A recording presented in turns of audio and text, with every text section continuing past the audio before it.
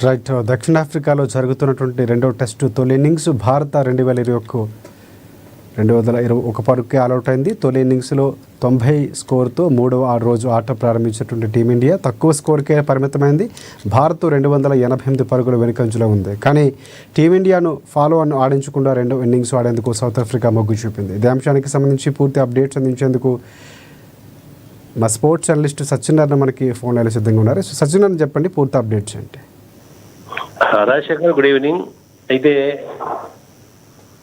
రెండు టెస్టుల సిరీస్ లో సౌత్ ఆఫ్రికాతో భారత్ తో జరుగుతున్నటువంటి రెండు టెస్టుల సిరీస్ లో ఇప్పటికే మొదటి టెస్ట్ ఓడిపోయి, అలాగే రెండు టెస్టులో సౌత్ ఆఫ్రికా అద్భుతంగా బ్యాటింగ్ చేసినటువంటి యొక్క పిచ్ పైన భారత బ్యాట్స్మెన్ అనేది తేలిపోవడం, కేవలం 201 పరుగులకే ఆల్అవుట్ కావడంలో ప్రధానంగా సౌత్ ఆఫ్రికా ఎందుకు మరి వరల్డ్ టెస్ట్ ఛాంపియన్షిప్ దక్కించుకున్నదో మనకి ఇక్కడ క్లియర్ గా అర్థమవుతుంది. ఎందుకంటే వరల్డ్ టెస్ట్ ఛాంపియన్స్ వాళ్ళు, అటు గ్రౌండ్ ఫీల్డింగ్ కావచ్చు, బౌలింగ్ కావచ్చు, కెప్టెన్ బౌమా కెప్టెన్సీ తెలివితేటలు, ఆ తర్వాత ఇక్కడ భారత్ లో సీనియర్లు లేకపోవడం. ఎందుకంటే ఇప్పటికే చాలా మందికి విరాట్ కోహ్లీ, రోహిత్ శర్మ గుర్తుకొచ్చి ఉంటారు టెస్ట్. ఎందుకంటే ఇలాంటి టెస్ట్ సిరీస్ లో అనుభవజ్ఞులు లేకపోతే ఫలితం ఎలా ఉంటుందనేది కూడా ఇక్కడ క్లియర్ గా అర్థమవుతుంది. ఎందుకంటే టెస్ట్ అనేది వేరు, టీ20 వేరు, వన్డే జట్టు వేరు. అయితే టెస్ట్ లో ఎలా ఆడాలి, నిలదొక్కున్న తర్వాత పరుగులు రాబట్టాల్సినటువంటి అవసరం ఉంటుంది. ఫస్ట్ వికెట్ కి ఒక దాదాపుగా 27 పరుగుల్లోకి, అంటే మొదటి వికెట్ కి బాగానే ఉన్నప్పటికీ ఆ తర్వాత మధ్యలో 27 పరుగుల వ్యవధిలో 6 వికెట్లు కోల్పోయి 125 పరుగులకే 7 వికెట్లు పడిపోయినటువంటి ఒక స్థితి రావడం అనేటటువంటిది ప్రధానంగా ఇటు మిడిల్ ఆర్డర్ బ్యాట్స్మెన్ యొక్క వైఫల్యంగానే భావించాల్సి ఉంటుంది. ఏ ఒక్కరు కూడా ఆ టెస్ట్ ఆట అనేటటువంటిది ఎక్కడ కూడా చూపించలేకపోయారు. ప్రతి ఒక్కరు అంటే పిచ్ కూడా, అంటే వాళ్ళు ఇటు బ్యాట్స్మెన్ తో పాటు బ్యాట్స్మెన్ కూడా చక్కగా ఆడకపోవడంతో పాటు, అంటే ఓపిక్ గా నిరీక్షించాలి, పరుగు కోసం నిరీక్షించాల్సినటువంటి ఒక అవసరం ఉంటుంది టెస్ట్ అంటే. అలా కాకుండా వన్డే టీ20 తరహాలో షాట్లు ఆడితే ఫలితం ఏ విధంగా ఉంటుందనేది ఇక్కడ క్లియర్ గా మనకు అర్థమవుతుంది. దాంతో పాటుగానే 5 రోజులు ఒకే పిచ్ పైన ఆడాల్సినటువంటి ఒక సందర్భం ఉంటుంది కాబట్టి పిచ్ కూడా రోజు రోజుకు మార్పు అనేటటువంటిది జరుగుతూ ఉంటుంది. సో మొదటి 2 రోజులు బ్యాటింగ్ చేసినటువంటి సౌత్ ఆఫ్రికాకు, ఆ తర్వాత 3వ రోజు బ్యాటింగ్ చేసిన టీమిండియాకు పిచ్ కనుక చూసినట్టయితే కాస్త బౌన్స్ అనేటటువంటిది ఎక్కువగా దొరికింది సౌత్ ఆఫ్రికన్ బౌలర్స్ కి. సో ఆ బౌన్స్ ప్రకారంగానే ఆ బౌన్స్ అనేటువంటిది దాన్ని చేపట్టుకున్నారు. అందుకే ఎన్సన్ అద్భుతంగా జట్టులో ఉన్నటువంటి ఒక బౌలర్ ఎన్సన్ మంచి టాల్ ఉంటాడు, అతను పొడుగరి కాబట్టి బంతి విపరీతంగా బౌన్స్ చేయగలుగుతాడు. సో ఆ బౌన్స్ అనేటటువంటిది దాన్ని సద్వినియోగం చేసుకునే షాట్ లో ఆడే విధంగా బంతులేసి ఆ తర్వాత 6 వికెట్లు పడగొట్టి పూర్తిగా టీమిండియా 201 పరుగులకు ఆల్అవుట్ కావడంలో ప్రధాన పాత్ర పోషించిన బౌలర్ ఉన్నారంటే ఎన్సన్ గా చెప్పొచ్చు. ఓవరాల్ గా చూస్తే సౌత్ ఆఫ్రికా ఇటు గ్రౌండ్ ఫీల్డింగ్, అలాగే ఇటు బ్యాటింగ్, ఆ తర్వాత కెప్టెన్ బౌమా కెప్టెన్సీ, ఈ 3 కారణాలు మనం టీమిండియా ఈ ఫాలో ఆన్ అనేటటువంటిది ఏదైతే ఉందో ఆ ఫాలో ఆన్ లో ఆల్అవుట్ కావడం, అంటే 201 పరుగులకి ఆల్అవుట్ కావడం, అలాగే ఫాలో ఆన్ ఆడించాల్సినప్పటికి కూడా మరి కెప్టెన్ బౌమా తెలివైన నిర్ణయం తీసుకున్నారు.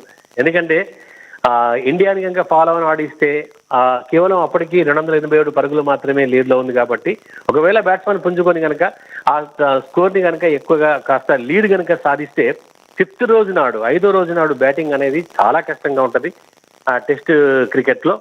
సో 2 కారణాలు ఉంటాయి. ఇప్పుడు ఎందుకు బౌమా మరి ఇటు ఇండియాను ఫాలో ఆన్ ఆడించకుండా సెకండ్ ఇన్నింగ్స్ వాళ్ళు తిరిగి ఆడుతున్నారంటే ఒక 2 కారణాలుగా మనం చెప్పుకోవాల్సిన అవసరం ఉంటది.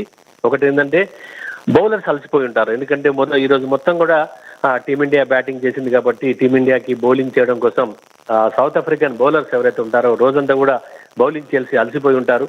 తిరిగి మళ్ళీ బౌలింగ్ అంటే ఇన్నింగ్స్ కనుక వాళ్ళ ఫాలోను ఆడిస్తే కనుక, టీమిండియాను ఫాలోను ఆడిస్తే తిరిగి మళ్ళీ బౌలర్లు శ్రమించాల్సినటువంటి ఒక అవసరం ఉంటుంది. కాబట్టి బౌలర్లకి రెస్ట్ ఇచ్చేందుకు, ఆ తర్వాత 5th డే బ్యాటింగ్ నుంచి తప్పించుకునేందుకు. ఎందుకంటే 5th డే ఇంకా బ్యాటింగ్ చేయాల్సినటువంటి అవసరం సౌత్ ఆఫ్రికాకు ఉండదు. ఎందుకంటే ఆల్రెడీ సెకండ్ ఇన్నింగ్స్ అనేటటువంటిది ఆల్రెడీ స్టార్ట్ చేసింది. 26 పరుగులు కూడా జోడించి ఓవరాల్ గా 314 పరుగుల లీడ్ లో సౌత్ ఆఫ్రికా ఉంది కాబట్టి రేపు మధ్యాహ్నం వరకు ఇట్లనే దూకుడుగా బ్యాటింగ్ చేసి దాదాపుగా 450 పరుగుల వరకు ఒక లక్ష్యాన్ని నిర్దేశించి ఆ తర్వాత టీమిండియాకు బ్యాటింగ్ అనేటటువంటిది ఆల్అౌట్ కాకున్నప్పుడు కూడా డిక్లేర్ చేసి టీమిండియాకు సెకండ్ ఇన్నింగ్స్ ఆడించేటటువంటి ఒక అవసరం ఉంటుంది కాబట్టి అప్పుడు టీమిండియా ఇక ఖచ్చితంగా గెలిచేటటువంటి ఒక స్థితి అయితే ఎట్టి పరిస్థితుల్లో ఉండదు.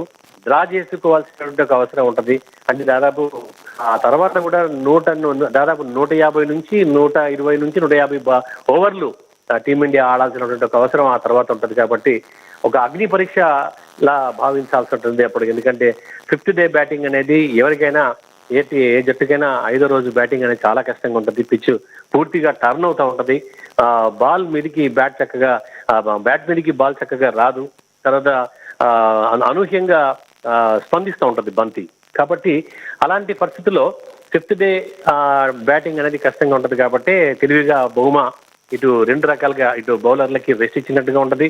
ఆ విధంగా తిరిగి 5th డే బ్యాటింగ్ నుంచి తప్పుకున్నట్టు ఉంటుందని చెప్పేసి సెకండ్ ఇన్నింగ్స్ అనేటటువంటిది ఇచ్చాడు, ఆడుతున్నారు. ఓవరాల్ చూస్తే మటుకు సౌత్ ఆఫ్రికా పై చేయిగా మనం భావించాల్సి ఉంటుంది. ఇప్పుడు టీమిండియా 201 పరుగులకు ఆల్అౌట్ కావడం, ఆ తర్వాత ఈరోజు 9 ఓవర్ల పాటు మరి బౌలింగ్ చేసినప్పుడు కూడా ఒక వికెట్ కూడా తీయలేకపోవటం అనేటటువంటిది ఇటు వాళ్ళ బ్యాటింగ్ ఎలా చేయాలి అనేటటువంటిది టీమిండియా బ్యాట్స్మెన్ చూపించారు. ఆ జట్టు ఆ పిచ్ పైన ఎట్లా బ్యాటింగ్ చేయాలనేది team India batsmen south African batsmen చూపించారు. కానీ టీమిండియా బ్యాట్స్మెన్ పరుగులు చేయలేకపోయారు. ఎందుకంటే అక్కడ ముత్తుస్వామి ఓపిక్ ఆడి ఆయన సెంచరీ కొడితే ఎన్సన్ 6 వికెట్లు తీయడంతో పాటు ఫస్ట్ ఇన్నింగ్స్ లో దాదాపు 96 పరుగుల వరకు ఆయన సాధించడం, తుదిలో సెంచరీ కూడా కోల్పోవడం ఎన్సన్. ఇవన్నీ అంటే లాస్ట్ వికెట్ కూడా సౌత్ ఆఫ్రికా అంత తేలిగ్గా ఆల్అౌట్ కాలేదు. ఫస్ట్ ఇన్నింగ్స్ లో లాస్ట్ వికెట్ కూడా దాదాపు 48 ఓవర్ల పాటు చివరి వికెట్ కు వాళ్ళు ఆడారంటే కసి ఎంత ఉందో అటు బ్యాట్స్మెన్ లో జట్టు టీం అంటే టెస్ట్ గెలవాలనేటటువంటి ఒక కసి ఎంత ఉందో అర్థమవుతుంది. ఎందుకంటే బహుమా క్యాప్టెన్స్ లో ఇప్పటి వరకు ఓటమంటూ ఎదిగినటువంటి ఒక జట్టు సౌత్ ఆఫ్రికాది. అలాగే టెస్ట్ ఛాంపియన్స్ వాళ్ళు, అందుకే ఈజీగా మరి టెస్ట్ ఛాంపియన్స్ అనేది దక్కలేదు. కాబట్టి ఎందుకంటే ఇటు చూస్తే ఆల్రౌండ్ కేవలం ఇటు బౌలింగ్ కాదు, బ్యాటింగ్ కాదు, తెలివైన క్యాప్టెన్ నిర్ణయాలు, ఆ తర్వాత గ్రౌండ్ ఫీల్డింగ్. ఎందుకంటే క్యాచెస్ విన్స్ మ్యాచెస్ అంటారు. కాబట్టి ఇక నిజంగా ఈ రోజు ఇండియా ఆల్అౌట్ అయిందంటే దానికి ప్రధాన కారణం బౌలర్లసే కాకుండా గ్రౌండ్ ఫీల్డింగ్ కూడా చాలా ఇంపార్టెంట్. చాలా అద్భుతమైనటువంటి ఒక 5 క్యాచ్లు సౌత్ ఆఫ్రికన్ ఫీల్డర్స్ పట్టుకున్నారు గాల్లో ఎగిరి. ఆ తర్వాత కష్టమైనటువంటి ఒక క్యాచ్ల్ని వాళ్ళు అందుకున్నారు. కాబట్టి టీమిండియాకి అవకాశం ఇవ్వకుండా కేవలం ఒక పట్టైతే బిగించారు. ఓవరాల్ గా చూస్తే ప్రస్తుతానికైతే ఈ టెస్ట్ మటుకు సౌత్ ఆఫ్రికాకి పూర్తి ఆధిపత్యం ఉన్నట్టుగానే మనం భావించాలి.